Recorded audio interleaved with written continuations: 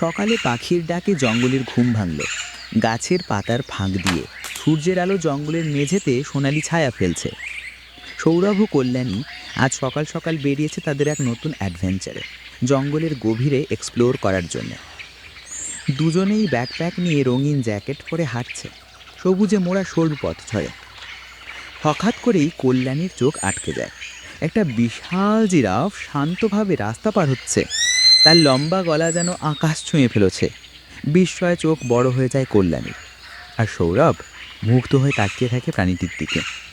পাশের ঝোঁপ থেকে দুটো হরিণ তাদের দিকে কৌতূহলী চোখে তাকিয়ে আছে। তাদের চেহারায় কোনো ভয় নেই, বরং যেন জানে যে এই দুজন অতিথি ভালোবাসা নিয়ে এসেছে।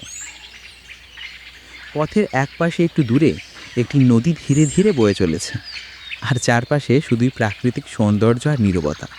সৌরভ বলল, এই মুহূর্তগুলোই জীবন, যেখানে মানুষ আর প্রকৃতি একসাথে নিঃশব্দে মিশে যায়। কল্যাণী হাসল, বলল, এই শান্ত পরিবেশ অভিজ্ঞতা কোনোদিন ভুলব না। কোটি টাকা দিলেও এটা শহরে পাওয়া সম্ভব নয়।